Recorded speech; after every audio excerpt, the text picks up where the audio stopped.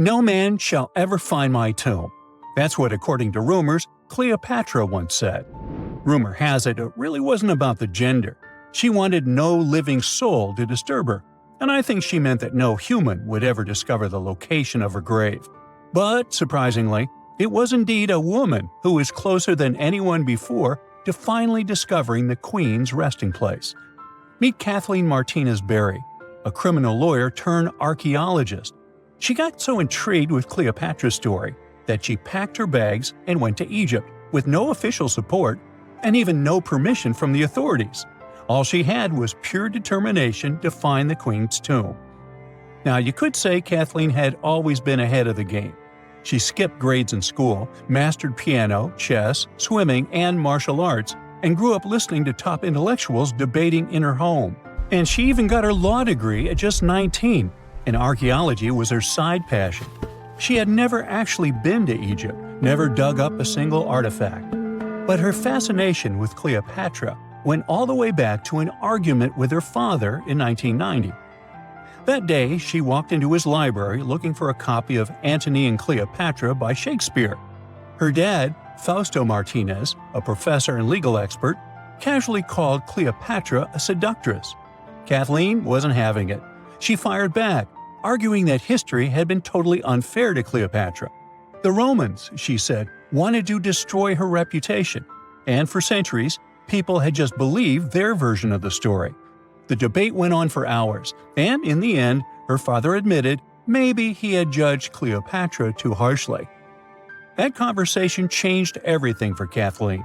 From that day on, she read every ancient text she could find, especially Plutarch's account of Cleopatra and Mark Antony. The more she learned, the more convinced she became that Cleopatra wasn't just some queen who fell for the wrong guy. She was a genius, playing a dangerous political game to keep Egypt independent. And the more she read, the more she started thinking, what if everyone had been looking for Cleopatra's tomb in the wrong place? That thought stuck with her. When she was caring for her second child, she earned a master's in archaeology. Multitasking. That reignited an obsession that would take over her life, uncovering the truth about Cleopatra. Even though most experts believe that Cleopatra's tomb, along with the final resting place of 13 other Ptolemaic rulers, lies somewhere beneath modern-day Alexandria, Dr. Martinez has a different idea. She believes Cleopatra was buried at Taposiris Magna, an ancient temple dedicated to Osiris, the Egyptian deity of the afterlife. But she still needed an ancient foundation plate.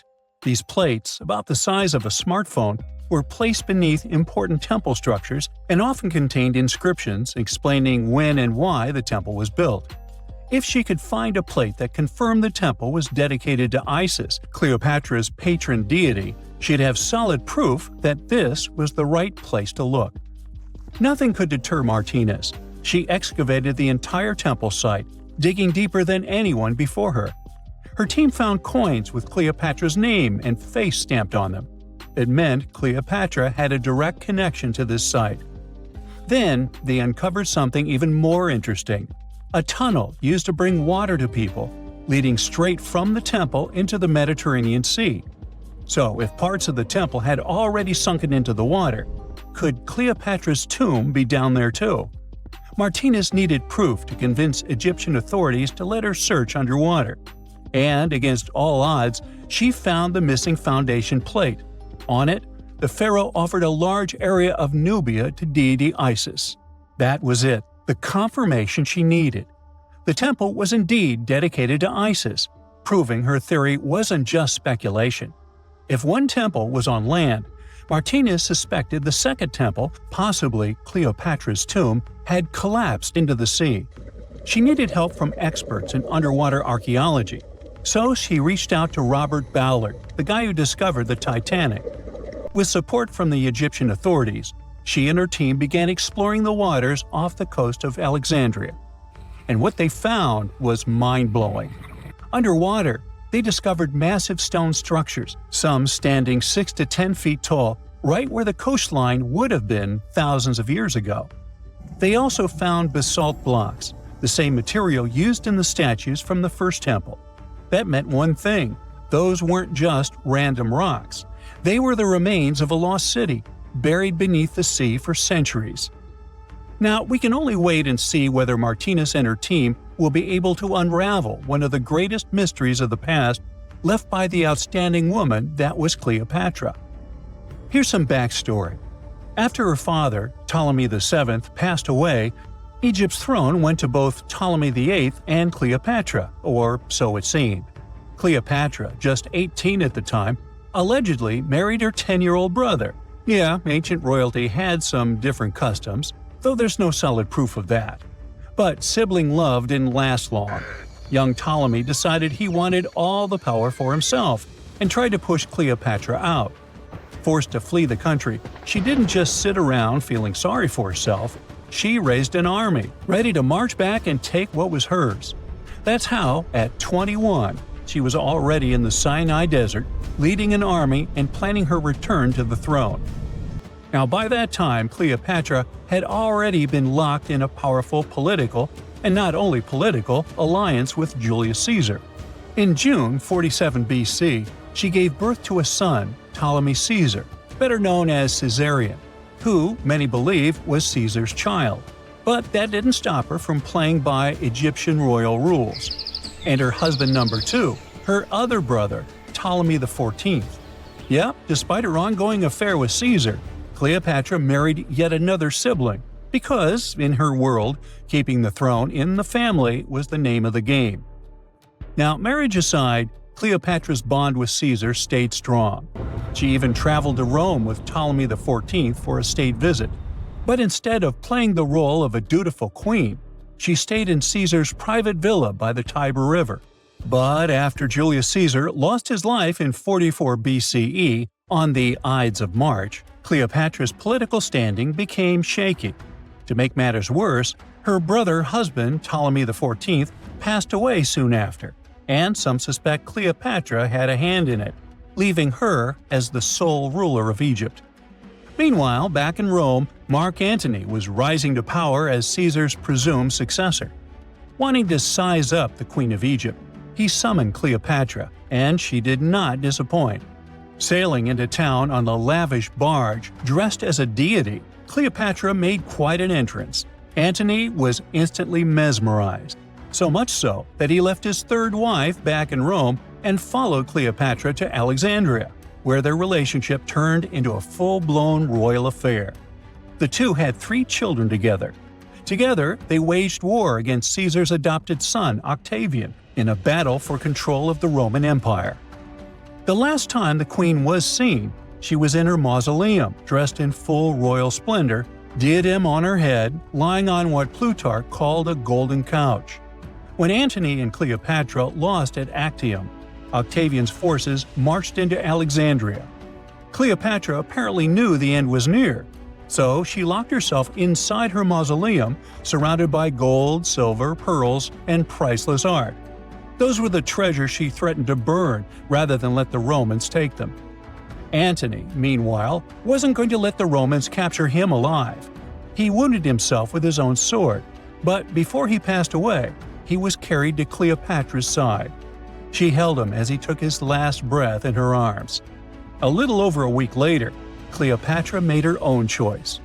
Rather than face humiliation as Octavia's prisoner, she ended her life. Legend says it was the bite of a deadly asp, though history isn't quite clear on that. At the time, Cleopatra was only 39. Sounds like a rather full life to me. Egyptian archaeologists made an extraordinary discovery near Cairo just recently. Drumroll, please. The most ancient and most complete mummy yet discovered in the country. Yes, they were keeping it under wraps. The 4,300-year-old mummy was found in a group of tombs close to the step pyramid of Djoser, dating back to the Egyptian Old Kingdom. It was covered in layers of gold. The team also found several other tombs, including one belonging to an ancient Egyptian official and another belonging to a secret keeper who had the power to perform special ceremonies. Another interesting tomb was that of a writer, which featured the largest statues ever found in the area. This vast burial site is also home to more than a dozen pyramids and resting grounds. Probably one of the most famous mummies in the world is that of Hatshepsut. She ruled Egypt like a boss for around 20 years, building all sorts of impressive buildings and creating new trade routes. But when archaeologist Howard Carter found her tomb in the Valley of the Kings, her sarcophagus was empty. However, Carter did find 2 coffins in another tomb, one of which belonged to Hatshepsut's wet nurse and the other to an unknown woman. In 2006, a team of specialists decided to investigate whether that mysterious lady was the queen herself. They found a molar tooth in a wooden box with Hatshepsut's name on it, and when they compared it to a gap in the mummy's mouth, it was a perfect match. Ramses II was a pretty impressive ruler, but it was his mummy that eventually made history. Now, we don't hear too much about his daddy. Okay, I'll stop. Ramses is considered to be the most powerful pharaoh in all of Egypt, as he reigned for a whopping 6 decades. He also lived to be over 90 years old. Now that's pretty amazing, considering the time he lived in. Ramses II supposedly had over 100 offspring too. Talk about a big family. When he passed away, his body was originally buried in the Valley of the Kings, but some sneaky guys tried to rob his tomb of all his treasures. Officials back in the day weren't having any of that though, so they moved his body to a secret location to keep it safe. Fast forward to the 1800s, and Ramses II's mummy was discovered along with a bunch of other rulers and important officials. But it wasn't in the best condition, so archaeologists flew it to Paris to get it, pampered. Problem was, he couldn't just be transported into another country. The only solution available was to give Ramses II his own passport. His occupation was listed as king, and the document even featured his photo. Most mummies aren't necessarily known for having the most hydrated skin. But that of an ancient woman, also known as Lady Di, proves otherwise. No, not that Lady Di. This wealthy lady from ancient times was discovered in an ornate tomb in 1971, and she looked fabulous, if we can say so about a mummy.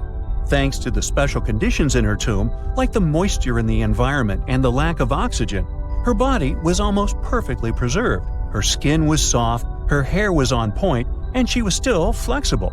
The museum that now proudly displays her mummy also shows a ton of fancy items that were buried with her, like dinnerware and musical instruments.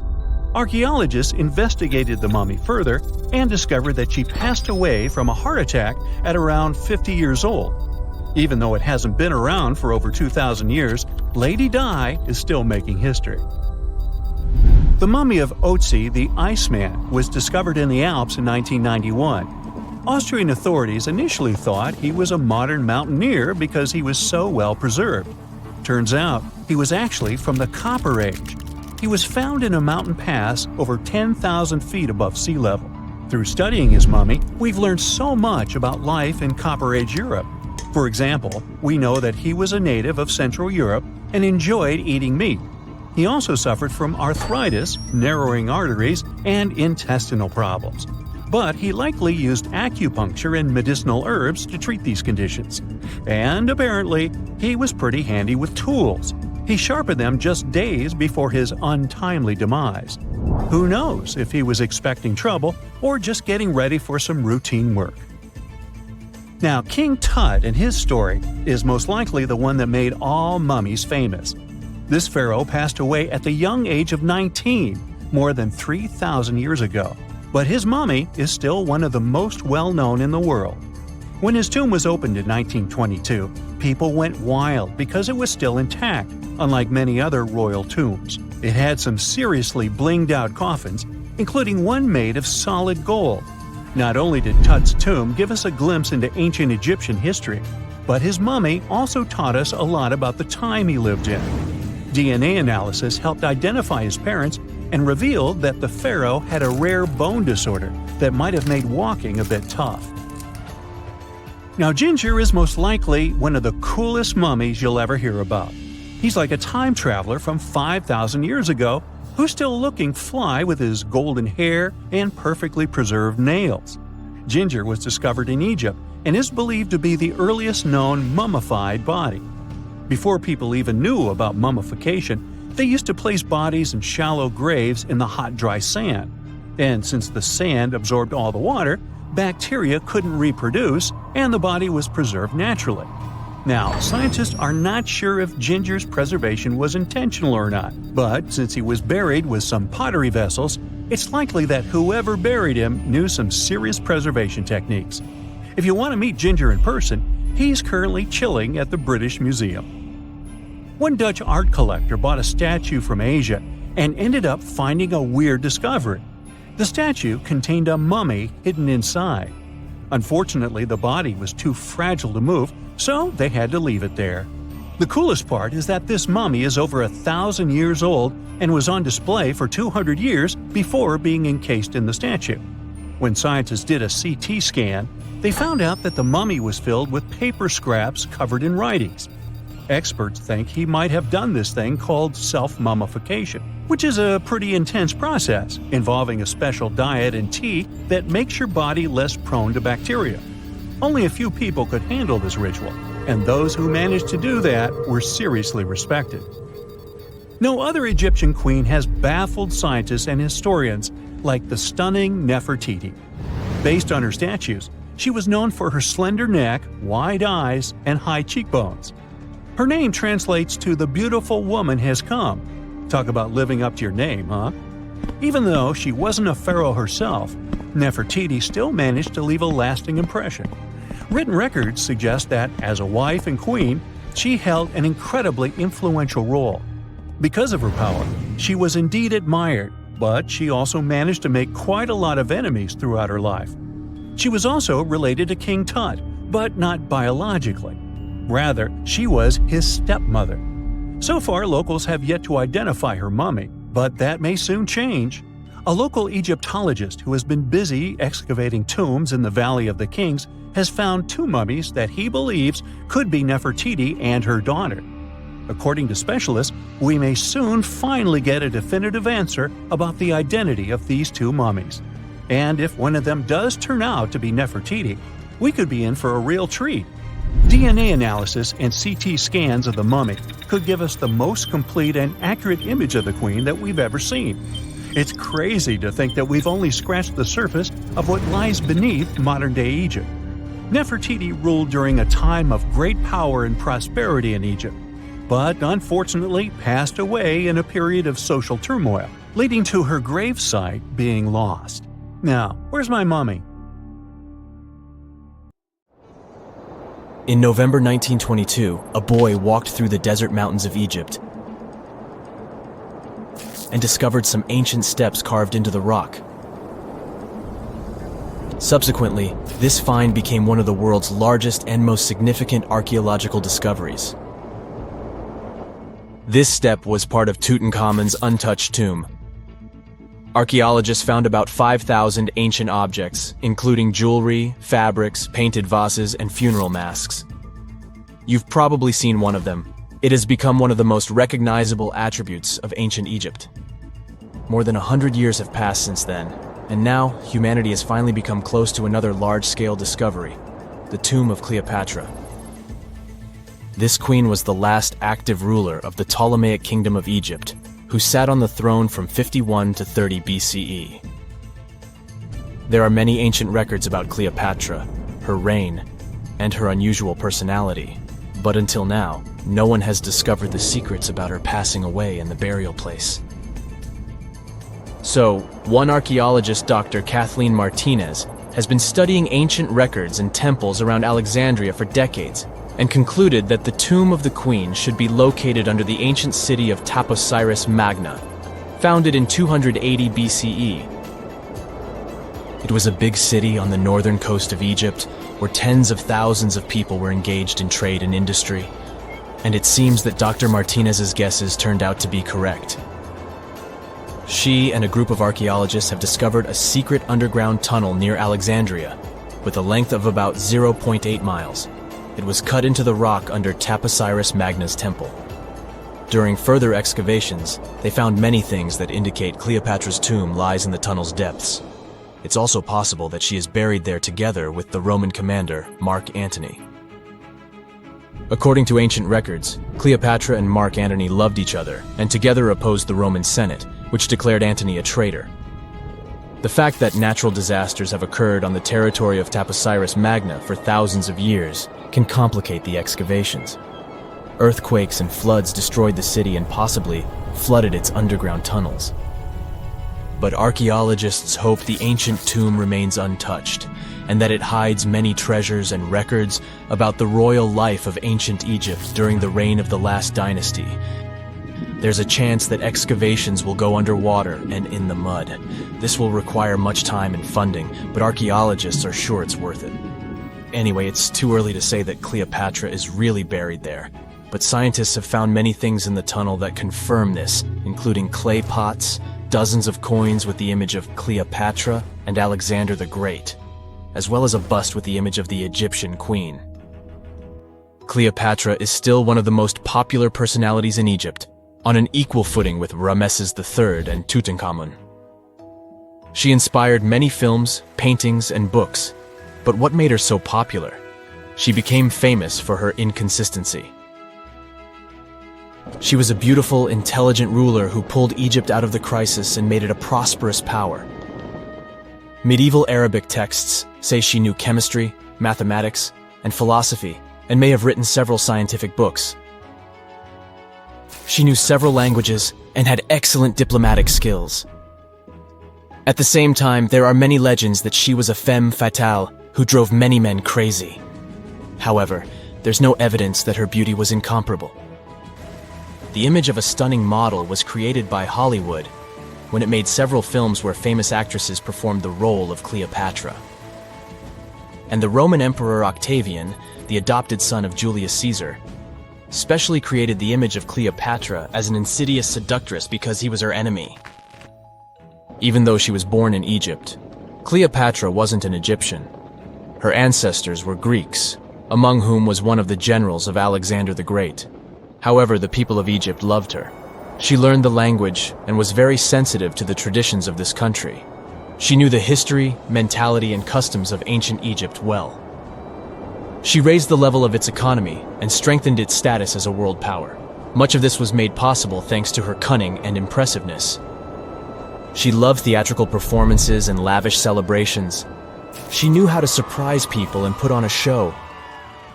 But behind the exterior image of a luxury lover was an intelligent and calculating ruler.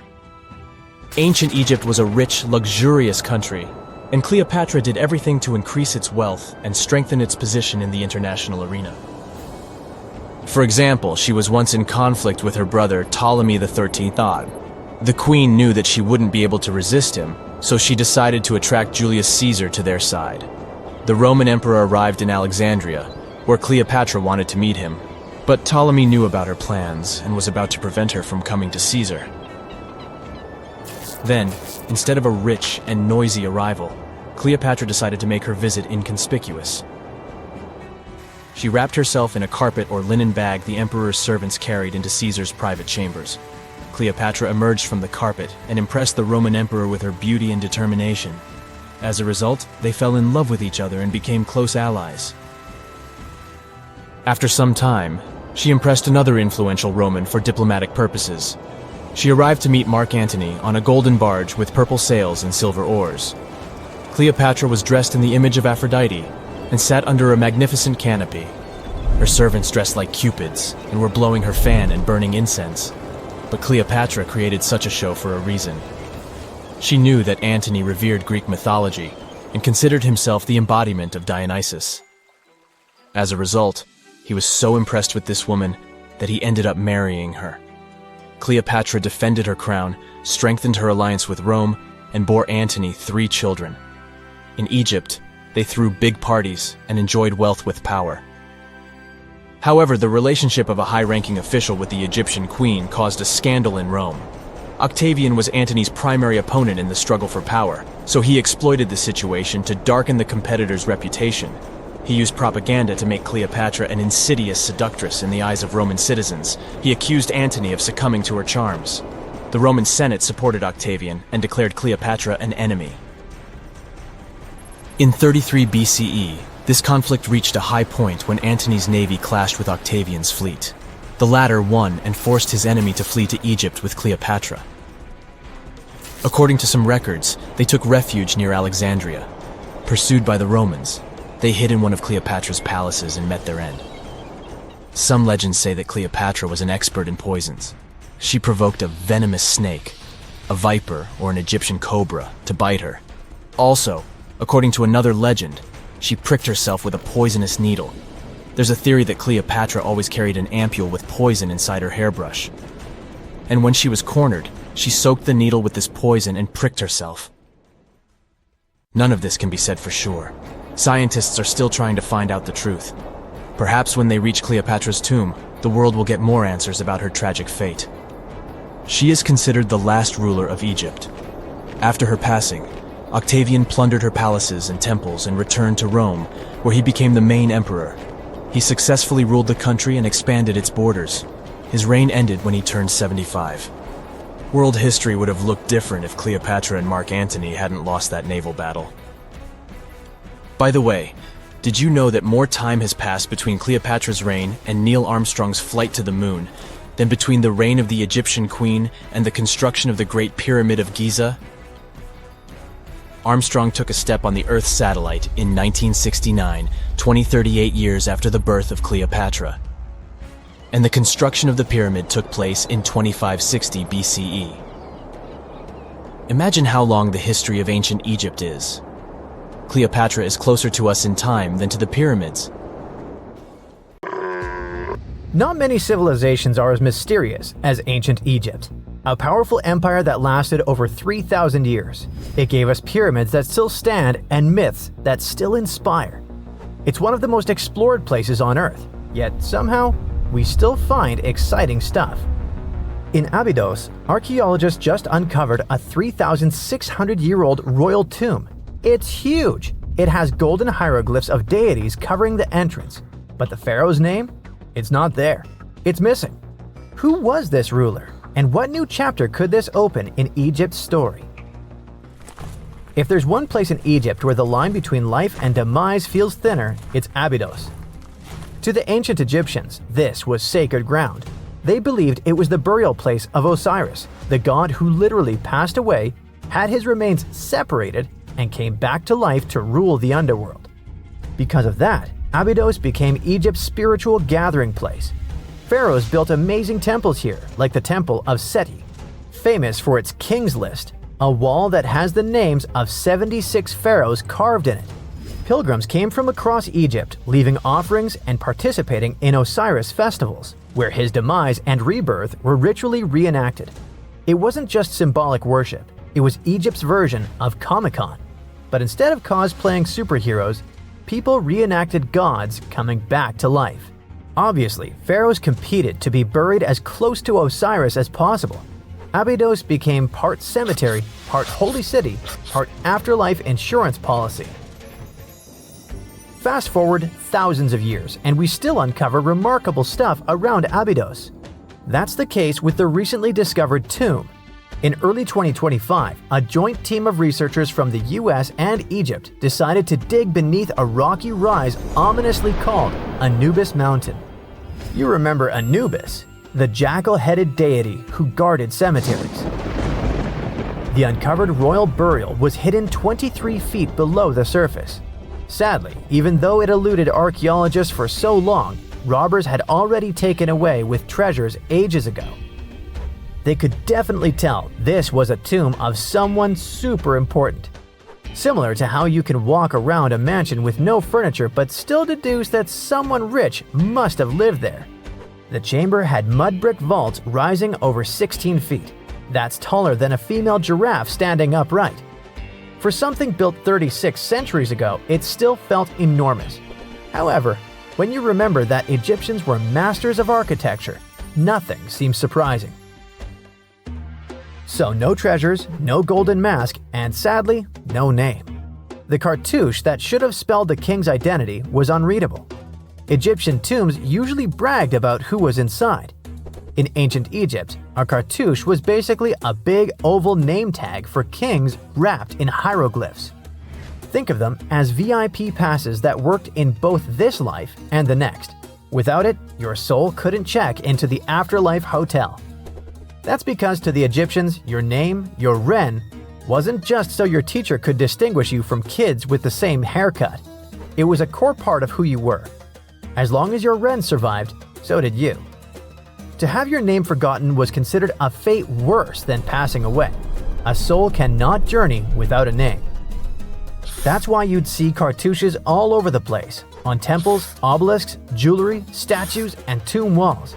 It wasn't there just for the marketing. It kept the pharaoh's presence front and center everywhere you looked. Imagine building a massive tomb only for 3,600 years later to walk in and go, who is this guy again? Not cool at all. That's why it's fair to imagine our nameless pharaoh haunting the robbers for all eternity. So yeah, cartouche was considered very significant. One of the most famous and mind-blowing examples comes from the tomb of Thutmose III. His burial chamber and sarcophagus were literally shaped like a cartouche. In other words, the entire room was a living architectural symbol of his name. Thankfully, in the recently discovered tomb, not everything was erased. Painted in golden hues at the entrance were two familiar guardians, deities Isis and Nephthys. Isis was the magician who stitched Osiris back together and breathed life into him. Nephthys, her sister, was the eternal mourner and protector of the mummy. Together, they promised that whoever rested here would not face the afterlife alone, and it's one additional proof of the importance of the mysterious pharaoh. So, who could this be? To answer that, we need to go down history lane. This tomb dates back to Egypt's messy chapter called the Second Intermediate Period. Instead of one ruler in charge, the country had many rival kingdoms, each with its own little power base, like a real-life Egyptian version of Game of Thrones. And right in the middle of that chaos was Abydos. For a while, it was home to its own line of kings, the so-called Abydos dynasty. Those weren't the pyramid builders everyone knows, and that's why they're so mysterious. They left behind almost nothing. No great monuments, no sprawling cities, just fragments of names on broken blocks. For centuries, many scholars even doubted they existed at all. That sorta changed in 2014, when archaeologists uncovered the tomb of Senebkay, one of those shadowy kings. Now, everything we know about Senebkay points to him having quite a story to tell. His bones revealed 18 deep wounds, the kind you get in battle. He had blows to his skull, back, and hands, and likely lost his life fighting, making him one of the few pharaohs we know who sadly fell in combat. His tomb was modest, with reused artifacts from earlier kings, but it delivered one priceless thing: proof. Until Senebkay, the Abydos dynasty was just a theory. With him, it became real. And that's why the new discovery could be a big deal. The newly uncovered royal tomb at Abydos shares the same layout and style as Senebkay's. It has limestone chambers, mud brick vaults, and protective deities, although it's much bigger. Which again raises the possibility that we're looking at an even earlier, more powerful ruler of Abydos. Whoever he was, he wanted to be remembered alongside the greats. Which is ironic, because it seems that history tried erasing him. Perhaps additional findings alongside his tomb could tell us more. Yes, there's more, and it's actually pretty cool. Not far from Abydos, in the village of Banawit, archaeologists uncovered a Roman-era pottery workshop. Yeah, you heard that right, a pottery factory close to a pharaoh's burial ground. The site had huge clay kilns, storage rooms, and even broken shards called ostraca. They were basically ancient sticky notes. Except instead of shopping lists, those had receipts scratched onto them in Greek and Demotic Egyptian. Little records of everyday transactions, the kind of thing you'd never expect to find near a lost dynasty king. Honestly, the potters missed a chance. Forget boring receipts. They should have been selling Osiris's mugs and Anubis figurines to pilgrims and tourists. But that's not all. It seems that centuries later, during the medieval period, the same ground became a cemetery. Archaeologists found mud brick graves with skeletal remains. This could mean that Abydos kept its aura of significance for hundreds of years after the Age of Pharaohs. So why this hill again and again? Is this place really a getaway to the afterlife? It is, after all, the very place where Osiris is said to rest. That belief lingered like a shadow for thousands of years, strong enough to pull in pharaohs and later medieval families. Different rituals, same sacred ground. Although, to be fair, the Romans weren't here for Osiris. They came to make pots. The story of Abydos is not over. The excavations will continue, and who knows what else could be discovered in the future. Today, archaeologists are armed with tools that are basically X-ray glasses for the desert. Every scan could reveal a hidden chamber, or if we're lucky, finally give our nameless pharaoh his wren back to him. In fact, I became strangely invested in finding out who he was. So let's hope for some news soon. It's only a matter of time. Do you have your own theories? Let me know.